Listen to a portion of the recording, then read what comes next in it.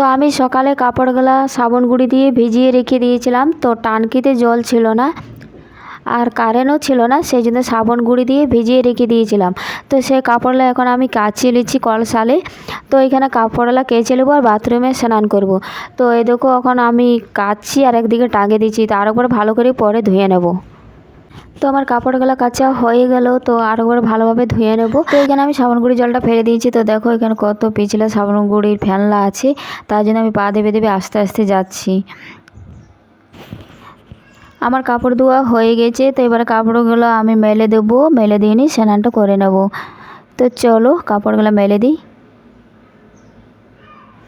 আমার স্নান হয়ে গেছে, তো আমি ভাত ডাল বসিয়ে দিলাম আর এই দেখো বাইরের দিকে এলাম। তো এখানে দেখো কত সুন্দর সবুজেই দেখাচ্ছে। তো এখানে আম গাছ আর ফুল গাছ লাগা আছে। আর এই যে এটা কী গাছ সেটা আমি বলতে পারছি না, এই দেখো। আর এই যে এখানে কালো কালো দেখাচ্ছে, এগুলো কয়লা আছে। তো এখানে কয়লাগুলো রেখে দিয়েছে বাইরে।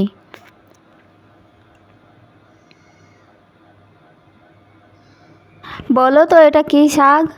তো এই দেখো আমি এখন শাক বাছছি, তো তোমরা বলো এটা কী শাক?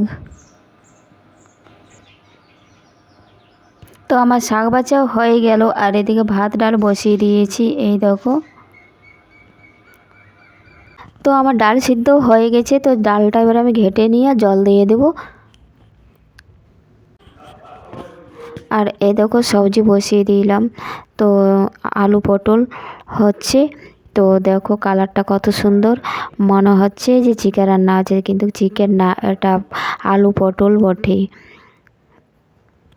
রংটা দেখো কত সুন্দর টকটক করছে।